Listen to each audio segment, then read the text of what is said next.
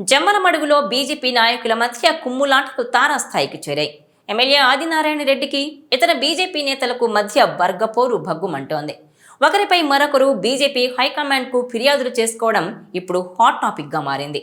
BJP senior నాయకుడు Jammalamadugu MLA Adinarayana Reddy వ్యవహార శైలి పార్టీలోనే వివాదాస్పదంగా మారుతోంది. ఆయనపై సొంత పార్టీలోనే వ్యతిరేకత అంతకంతకు పెరుగుతోంది. ఆదినారాయణ రెడ్డిని పార్టీ నుంచి సస్పెండ్ చేయాలని కూడా డిమాండ్ చేస్తూ 7 కీలక నాయకులు పార్టీ అధిష్టానానికి లేఖ సమర్పించినట్టు ఆలస్యంగా వెలుగులోకి వచ్చింది. పార్టీలోని కీలక నాయకులను పట్టించుకోకుండా సొంత వ్యాపారాలను చేసుకుంటూ పార్టీకి ఇబ్బందులు సృష్టిస్తున్నారని లేఖలో పేర్కొనడం మరింత వివాదంగా మారింది. ఈ వ్యవహారంపై ఇప్పుడు రాష్ట్ర బీజేపీలోనూ చర్చ నడుస్తోంది.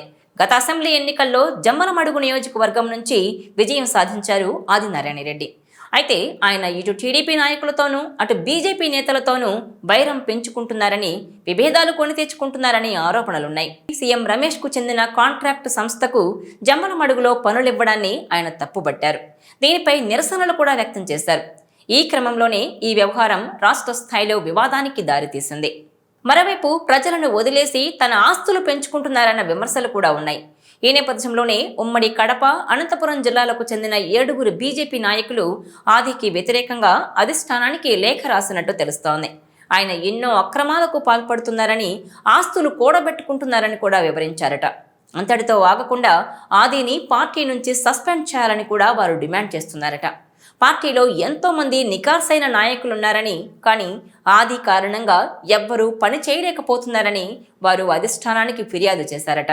ఇదే ఇప్పుడు రాజకీయ వర్గాల్లో చర్చనీయాంశమైంది. మరి ఆది వ్యవహారంపై పార్టీ అధిష్టానం ఎలాంటి నిర్ణయం తీసుకుంటుందోనన్నది ఇప్పుడు ఉత్కంఠ రేపుతోంది. ఈ వీడియో మీకు నచ్చినట్లయితే please share, like and subscribe.